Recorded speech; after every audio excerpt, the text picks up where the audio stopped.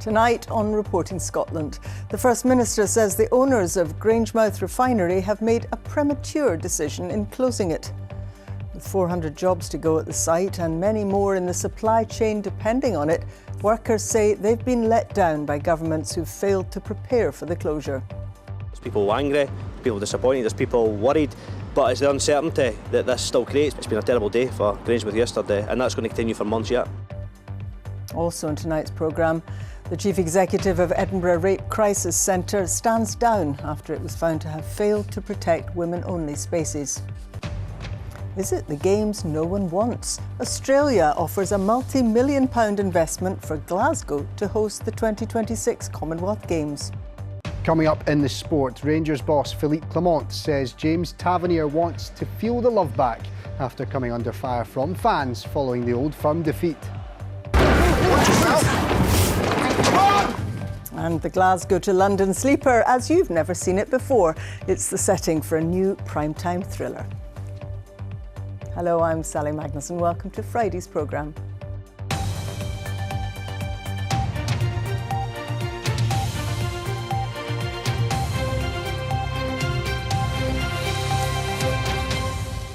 The First Minister says Petro Ineos has been premature in its decision to close the Grangemouth oil refinery.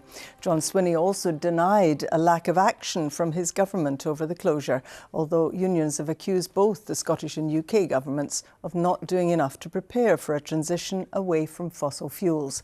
Our business correspondent David Henderson has more. A tense meeting about the future of Grangemouth. On one side, the First Minister. On the other, union officials from the refinery that's being forced to close.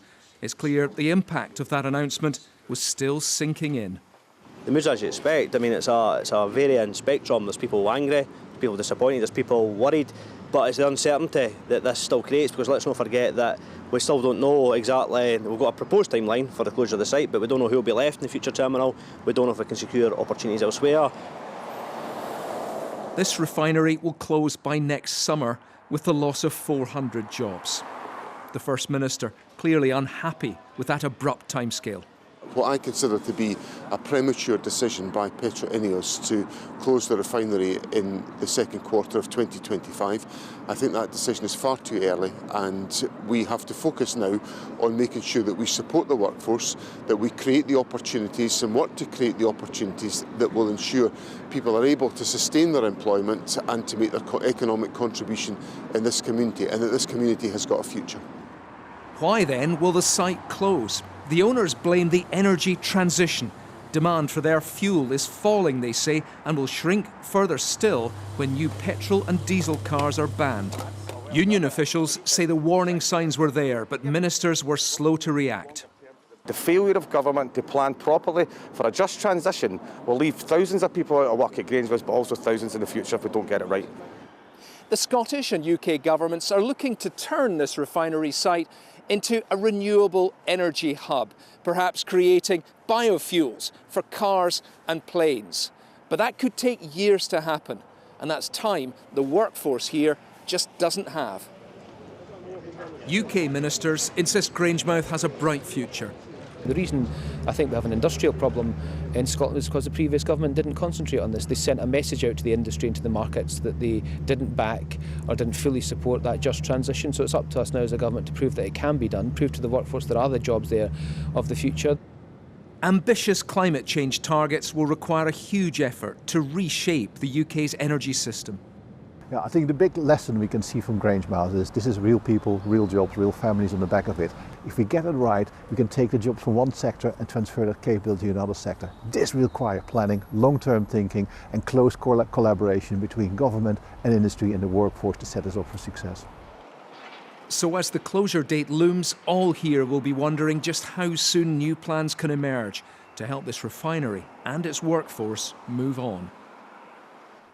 Well, let's speak now to David. How big a challenge is it going to be to basically reinvent this whole site? Well, a huge challenge, Sally. And as we heard there, the workforce is concerned that plans will not be in place, that the plant will close before an alternative is found for Grangemouth. Now, as you could see, this is part of a long-term trend. After all, the UK used to have about 17 oil refineries. Now there are 6. And some experts think we may need only a couple in future. Why? Well, as Petro Ineos have said, the energy transition is happening now, and it's happening here, and they say that as people move from petrol cars to electric cars, that is just inevitable. Now, in a sense, what we're seeing here is an early test of the so-called just transition, that attempt to green the economy, to move away from oil and gas. And it's proving to be really challenging. And a much greater test lies ahead in the coming decades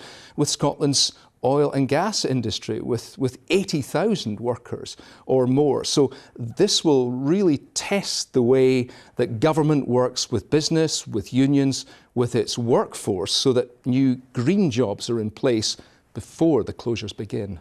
Sober stuff. Thank you very much indeed, David. The chief executive of a sexual assault support service has resigned after a review found that it failed to protect women-only spaces. Mrido Wadwa, a trans woman, was found to have behaved unprofessionally while head of Edinburgh Rape Crisis Centre. Here's our reporter, Stephen Godden. The departure of the CEO of Edinburgh Rape Crisis comes less than 24 hours after the publication of an independent review. That was commissioned by the umbrella body Rape Crisis Scotland following the outcome of an earlier employment tribunal that found that an employee had been unfairly dismissed. The tribunal concluded that the centre had unlawfully discriminated against former worker Ros Adams, who believed that sexual assault victims should be able to choose the sex of those supporting them. The report criticised the centre's CEO, Mrido Wadwa, a transgender woman, for failing to behave professionally.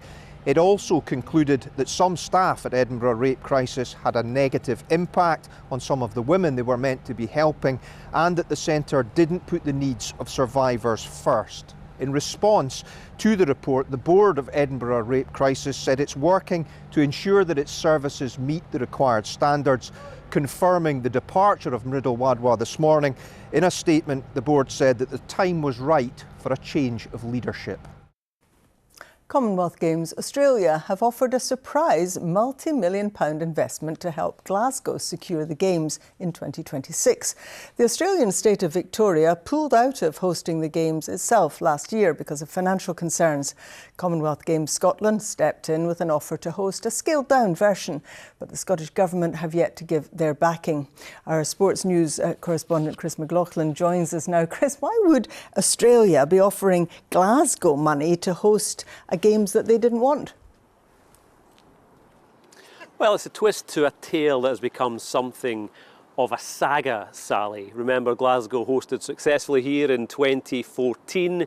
What's happened now is, of course, that the Commonwealth Games Australia were desperate to host in 2026, but the government there pulled out due to financial concerns. Glasgow stepped in with that offer for a scaled down Games, but the Scottish Government have financial concerns of their own. Now, organisers are saying they can put these games on with no strain on the public purse. The Scottish Government so far are yet to be convinced. So what we have here is Commonwealth Games Australia offering cash to Commonwealth Games Scotland to put on here what they failed to put on there in a bid essentially to save the Commonwealth Games. So as things stand, how likely is Glasgow 2026 and when will we know?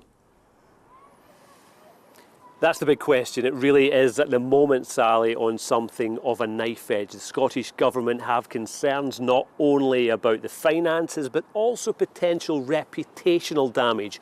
What would a scaled-down Commonwealth Games really look like? The mood music for those who want this to happen so far isn't very good. Scottish Government, as I say, nervous. The UK Government are refusing to completely underwrite this, and Glasgow City Council so far have been pretty lukewarm. We should get some kind of definitive answer at some point next week. Chris McLaughlin, thank you very much. Some of the day's other stories now. A woman who posed as a man on the online dating app Tinder and stalked a woman she met there has been sentenced to 2 years and 4 months in prison after a hearing at Kilmarnock Sheriff Court. Adele Rennie's conduct was described by the sheriff as premeditated deception designed to distress her victim, who had been profoundly affected. Rennie, who's been jailed before for similar offences, will be supervised on release. She's been put on the sex offenders register for 10 years. The FBI is carrying out a survey of victims of the Lockerbie bombing in advance of the trial of a Libyan suspect in Washington next year. The agency is trying to find out whether people directly affected by the atrocity want to watch online when the case against Abu Ajil al-Massoud gets underway. The survey is open to relatives of the passengers and crew from Pan Am 103 and people who suffered physical or emotional harm after witnessing the aftermath in Lockerbie. Hollywood and Broadway star Alan Cumming has been announced as the new artistic director of Pitlochry Festival Theatre. The Perthshire-born actor, writer and director will take up his post in January but won't programme any work until the following year. Businesses are warning that traffic congestion in and around Fort William is damaging the local economy. Lochaber Chamber of Commerce says getting through the town's been a problem for years, but that it's now getting worse and harming potential investment into the area. Ian McInnes went to find out more. Nose to tail and going nowhere fast. Stopping and starting, but mainly at a standstill. But this isn't a city in the Central Belt. This is Fort William in the Highlands. And it's not a new problem. For years, congestion here has been an issue in what is both a destination and a gateway to the Highlands. But local businesses say things here are reaching crisis point. From mums trying to get their children in for childcare and coming to work, people coming to and from for business, for work, and then general day-to-day duties. It's just almost impossible to plan. And I think that has become, one, costly, two, frustrating, and then two, for emergency services, when basically you've got a lot of traffic, a lot of congestion. How do people get about? This is lunchtime in Fort William. The road is backed up, coming from the north. The roads from Mallaig also really very busy, and people are just trying to go about their normal daily life. The issue is that whether you travel by car, lorry or bus, the traffic's having an impact. We've got two types of congestion. So we've got the initial one that's happening all the time, and then we've got the peak seasonal traffic. We've been looking at the punctuality of the services, and delays along the route have got so much now that we've had to adjust the timetable to get the punctuality back to a level where it needs to be to meet our requirements. There are calls now for a coherent plan and for all layers of government to come together to make a difference here in Lochaber. We're going to approach both the Scottish Government and the UK Government because we need them to work together. We need them to work together with businesses, with our local authority, and find a solution. Let's work collaboratively and find a solution, because we have to be prosperous and release this investment into the West Highlands. The Scottish Government says it's developing an integrated transport plan for improving travel through the town. For those living, working and travelling here, that can't come quick enough. Ian McInnes reporting Scotland in Fort William. Party conference season continues, and this weekend it's the turn of the Liberal Democrats, who won a record number of seats in the general election. They'll be gathering in Brighton. Our political correspondent Rajdeep Sandhu has been talking to their leader, Ed Davey. After winning 72 seats and becoming the third largest party at Westminster, the Liberal Democrats are ready to oppose. This week, the party voted against plans to restrict fuel payments to only the poorest pensioners. We think the Labour government's made a mistake. And I think what should happen is an alternative approach, which Liberal Democrats have put forward, where we sort out the financial mess left by the Conservatives. A really toxic, there's a big problem in the deficit, but this is the wrong way to do it. Do you think the Scottish Government are therefore also making a mistake? Yeah, I'm really worried that the SNP are compounding mistake after mistake after mistake. They made loads of promises that were not unfunded, were unfunded, and they're having to retract them. That's exactly what the Conservatives have mismanaged the budget, so have the SNP. You obviously exceeded expectations at the general election. We have the Holyrood election in 2026. How many more seats would you like to get in the Holyrood Chamber? It's a little bit early to say that. What I will say is I'm extremely proud of our Scottish Liberal Democrat colleagues who did so well, led by Alex Cole-Hamilton. The party gained 2 new MPs in Scotland. Angus MacDonald is one of them. He disagrees with the party's position on trans rights because of his Christian faith and says he agreed with the party he wouldn't have to vote with them on it, something the party leader didn't know about. He's said in reports in the papers that he's been given a pass on this issue. Have you given him a pass on this issue? He wouldn't have to vote with the party on this. But I haven't spoken to him about this issue. So that's not true? But maybe others have. But what I would say is he is going to be a brilliant MP. We're so pleased to regain the seat that was mostly represented by Charles Kennedy, who I think people across Scotland, whichever party they were from, really admired. And Angus will be a great MP and a great Liberal Democrat. Ed Davey there talking to our political correspondent Rajdeep Sandhu. And we do, of course, hear from all the party leaders over the course of the conference season. Now, the Glasgow to London sleeper service. Nice, quiet slumber. Nothing could be less eventful.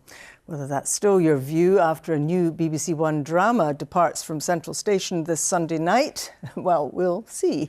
Our entertainment reporter David Farrell has been speaking to 2 of its stars, Leah McRae and Alexandra Roach. I'm on a train called the Heart It's a blockbuster drama like Glasgow Central has never seen before. We're currently between Glasgow and Motherwell. When the sleeper train becomes a runaway train, and Night Sleeper is TV that Scotland can be proud of.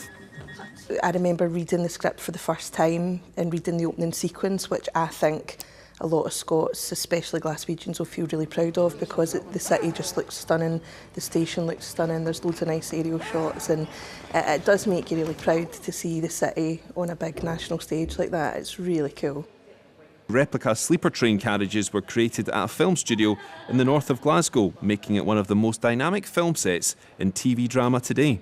The sets, we've got to say, like the creative team, like the production design, particularly like the art department and props, like the work that they had to do, they did such a good job. But they train sets, like I was so impressed. I'll never forget the first time stepping on and going, oh, like what a job they've done. So it was like really interesting to navigate because we were on a static set, but it felt like it was moving.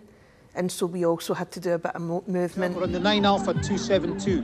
Okay, so... Yeah, so someone's ripped up the floor in this guy's office. Alexandra Roach stars alongside Joe Cole as a cyber-security expert, but this was a first for the Welsh actor because she never got to act with her co-star in person. Me and Joe, we were never in the same room together, but we had so many scenes over the phone.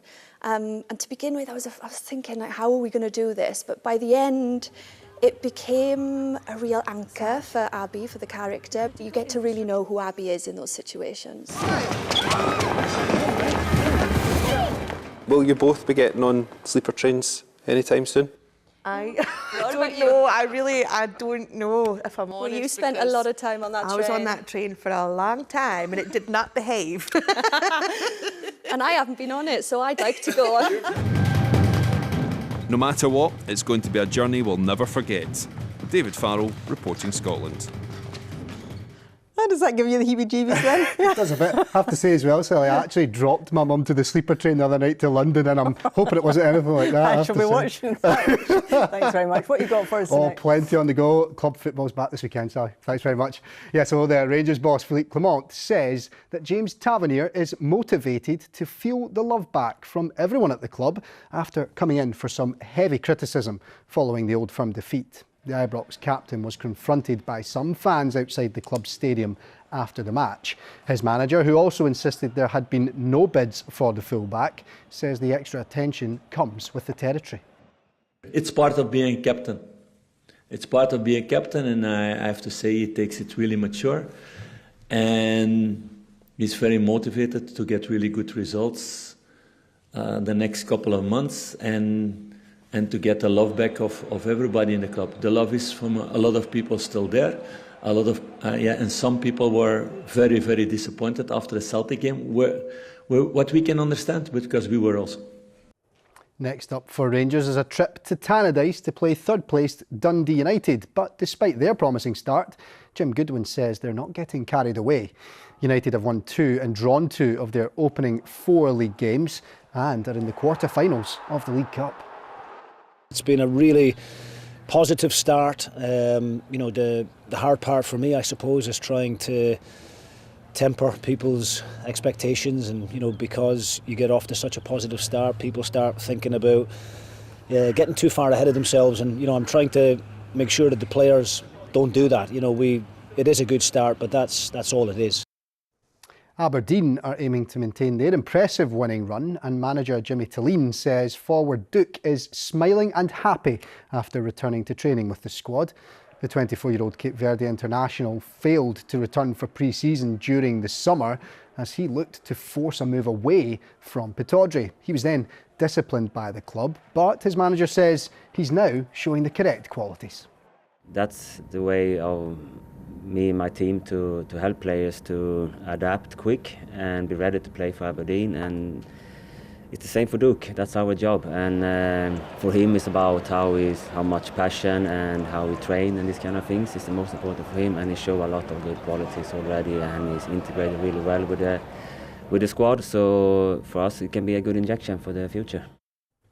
There's a Fife derby in the Scottish Championship tonight. Dunfermline play Raith Rovers, with the teams having the unenviable position of propping up the table. The match is live on the BBC Scotland channel. Sports Scene presenter Jonathan Sutherland is at East End Park to set the scene for us.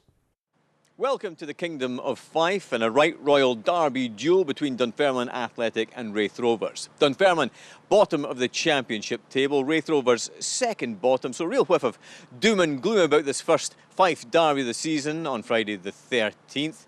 But plenty of excitement as well, because these derby matches always produce. Raith Rovers under new management, Neil Collins taking over after the shock sacking of Ian Murray, and a bit of uncertainty around Dunfermline Athletic as well. Their German investors have put the club up for sale. So plenty of intrigue off the park. How will it go on the park this evening? It should be good. Derbies usually are. You can watch with us on Sports Scene, 7:30 on the BBC Scotland channel, iPlayer, and on the BBC Sport website.